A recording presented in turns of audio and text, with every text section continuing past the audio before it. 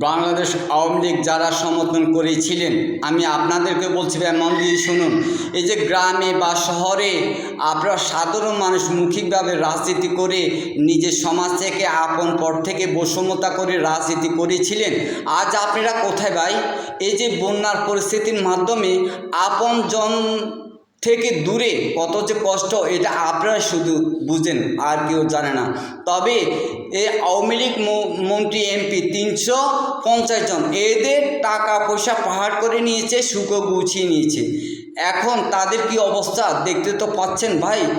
এই যে বন্যার পরিস্থিতির মাধ্যমে আপনজন হারা কষ্ট একমাত্র আপনারা জানেন। শুনুন, ক্ষমতা আর রাজত্ব সারা জীবন থাকে না, এটা জোয়ার বাটা। জগৎ যেমন জোয়ার বাটা, মানুষ অর্থবিত্ত জোয়ার বাটা। কী করেছিলেন ভাই, বুঝে চেষ্টা করেন। আপনারা এখন কোথায়? আপনাদের আপনজন কোথায়? দয়া করে অন্তত আপনার প্রতিবেশীর সাথে, যাদের সাথে সম্পর্ক আছে, ফোনে কন্ট্যাক্ট করে তাদের সাথে একটু ভালো আচরণ দিয়ে অন্তত নিজের অবস্থা যাওয়ার মতো পরিবেশ সৃষ্টি করেন, এটা আপনাদের জন্য ভালো হবে। কোথায় থাকবেন ভাই?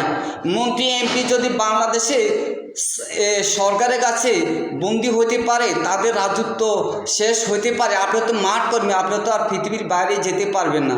সুতরাং দয়া করে যার যার অবস্থানে ভালো কিছু বন্ধু থাকলে পরামর্শ নিয়ে নিজ অবস্থাতে আসার মতন একটা মন তৈরি করুন।